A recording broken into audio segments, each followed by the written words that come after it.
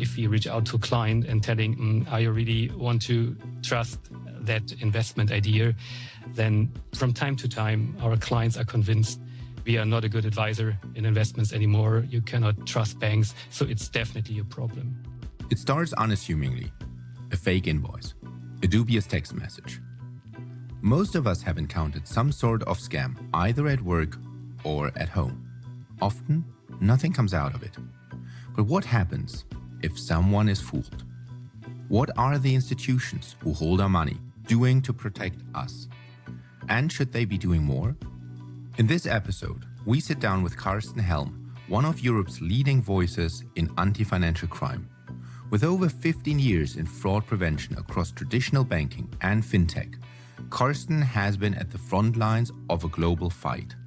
One where the enemy is increasingly organized, leverages AI and innovation, and is powered by data. We discuss how the nature of fraud has changed over the past few years, why the market for scams is growing, and what banks and regulators need to get right if they want to stay ahead of it. This is BCG on Compliance, a podcast that explores today's most pressing financial crime trends and how compliance professionals are adapting to stay ahead of that curve. I'm Hanjo Seibert. How did you personally get into the topic of fraud? I'm sure you probably didn't start as a fraud professional when you started your career. I would say, like most of the anti-fraudsters, by accident. I mean, at the time, 17 years ago, I started to work for a huge German bank, for Dresdner Bank, that soon was bought by Commerzbank. And at the time, there were a lot of questions regarding strategy, where to go, how to improve processes, which process should be taken, the one from the one bank or the one from the other bank. And that time, I could develop some strategies for certain topics. And among those, there was a concept to fight mortgage fraud. And that was my entry to that very exciting topic. And it's still an interesting one. Could you give us here a bit of a definition, what you've seen as the most eminent areas of fraud when you think about fraud in general?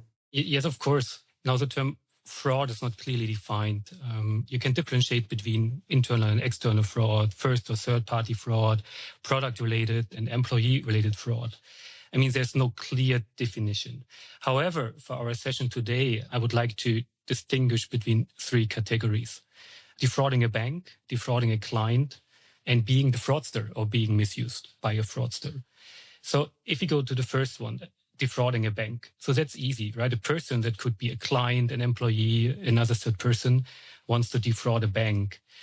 A significant example might be credit fraud, right? Where forged documents are used to get a loan granted. The second category, defrauding a client, already a little more complicated.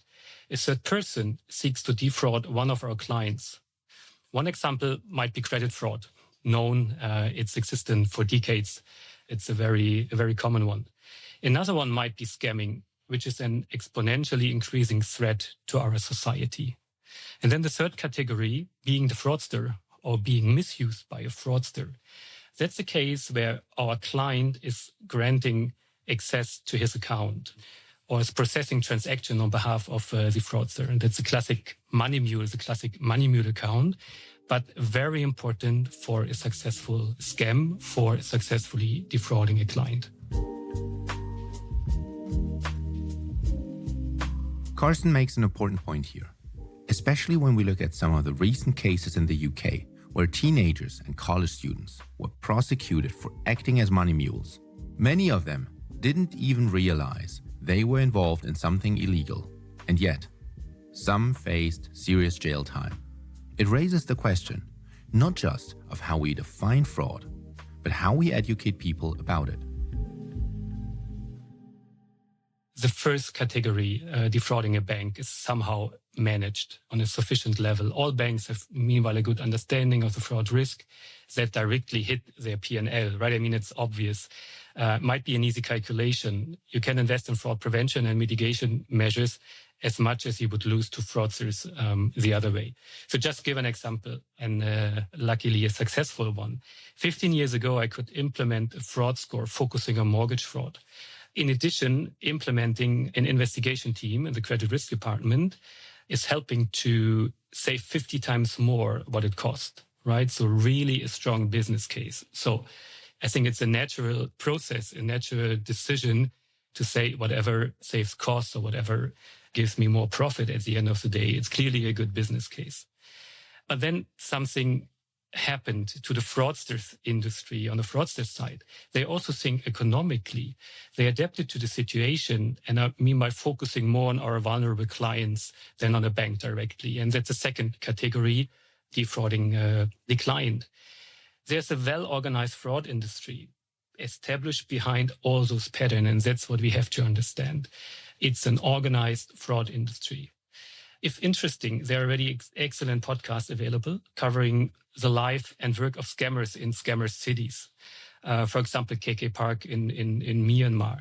It's helpful to understand that scammer activities also have a strong link to other financial crime patterns like human trafficking. If we come back to the fraud categories that you mentioned, the 3 types of fraud, what in your view is currently the biggest economic impact? What we know is that around 2 to 5% of the global GDP is somehow affected by money laundering. So that's a huge number. And now coming to the fraud side, I mean, fraud is somehow a part of money laundering. It's not really clear how much volume should we expect. However, the Scam Alliance Initiative, the GASA, Global Anti-Scam Alliance, published a report recently saying or estimating that Germany alone, or the losses for our clients in Germany alone, is more than 10 billion euro within the last 12 months. So 10 billion, Germany alone. I did an analysis 3, 4, 5 years ago. We came to some smaller numbers. At that time, I estimated the volume in Germany alone between 1 and 4 billion. So now, seeing the increasing trend, it might be a realistic number. Now, also GASA published figures on global level, and they're stating that the volume is more than $1 trillion, euro, whatever, right? It's an estimation globally. So we can believe or we can trust the numbers or we can leave it's overestimating. But anyhow, it's a huge value, and we should compare that value to the general money laundering figures. And I would say scams became a really significant threat to our society. And maybe following up on the scam part, could you give a couple of specific examples, I mean, to the degree you can anonymize it, but of high-profile scams or where you've been seeing scams? Oh, yeah, there are plenty of them. But I remember one love scam where a daughter of a very wealthy family fell in love with a fraudster. He offered the full package of a love scam, including an invitation to an expensive hotel in Dubai, parties, traveling, and of course, addressing the emotional side of constantly telling he would be in love with her. Now, the story is much more rational. She started to transfer larger amounts of money from her German account into his account cross-border. I believe the fraudster was paying the hotel using her money, right? So that's how a scheme usually works. We detected this unusual behavior and got in contact with her and her family. I would say, and that's a really difficult question, I would say with having detection measures in place, we as a bank did already a sufficient job. However, we tried to call her, invited her to a meeting to better explain the situation. Emotionally, she stuck to that guy, right? We couldn't convince her. Her parents couldn't convince her. So in the end, it's a really sad case. Anyhow, it was a chance for us to better understand the situation, to become clear where a bank's responsibility has to end, right? So it's not a satisfactory solution, not at all. But it would be too easy to say a bank has just to reimburse, right? So there's always an active part on the client side, and here it was more on the emotional side. Another example would be a recent CEO fraud case. Usually a fraudster contacts a manager, another employee of a certain company, and pretends to be the CEO or the CFO and is asking for making a payment. We've seen very successful cases, I have to say, but this one was successful for the victim. The employee tricked the fraudster by asking a simple question: which books the CEO recommended to him recently? Right? Easy question. And the scammer hung up. He couldn't answer. So scam prevented. A simple question prevents an otherwise costly decision. And here, maybe we can shortly think about the personal situation, right? If we think of our families and related WhatsApp scams, for example, just a question, have we all agreed on a family password, only known to the family members? In case a fraudster is contacting one of the family, pretending to be a son or daughter or whatever, just ask for it, right? So easy implemented measure, very effective.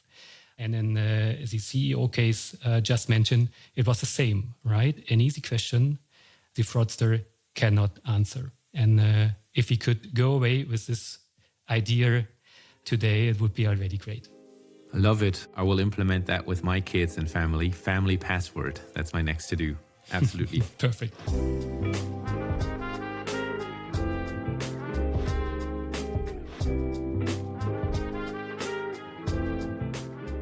I'd love to dive into a little bit more into the scam part. It's become much more than quote unquote just a banking or financial transaction problem into something where it's basically a challenge for us as society or the societies across various different countries. So I would be very interested in your perspective, Carsten, on how you see this whole kind of society perspective with regards to banking changing and how people are getting more exposed to potential scams, be that love scams, investment scams, how that is shifting and what the industry can do about it. The scamming industry is developing a lot. Nowadays, we see perfect patterns, a well-organized industry.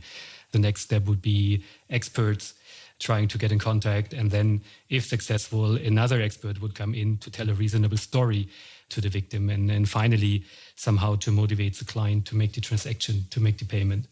So very well organized on the other side. I would like to call it the other side, the fraudster side. They are pretty good in telling the right story. So usually, I mean, if it comes to investment scam, for example, they would tell you you can't trust the banks anymore. I mean, seriously, it's a good idea and you should be prepared here. Because what we did already years ago, we implemented a team searching for such transactions and then giving the client a call and tell them, are you really sure that might be an investment scam? So our idea to react with somehow education is totally understood and fraudsters are reacting here. So nowadays it's much harder, right? If you reach out to a client and telling, are you really want to trust that investment idea, then from time to time, our clients are convinced that we are not a good advisor in investments anymore. You cannot trust banks. So it's definitely a problem. Thinking maybe a step ahead, if we would start to reach out to the client again and again and again, I think we could build reputation again. What the bank should do is working on their reputation being a trustful partner in financing, right? So it might be the case that not all of our clients believe in that mission or in that story, but here we could not only raise our reputation, but also help our clients because they could trust us once we are reaching out to them. Trust has always been at the heart of banking. It's why banks were created in the first place, to safeguard money, to provide security, to offer reliability. So where does mistrust come from today? How did we get to a point where that foundational trust has started to erode?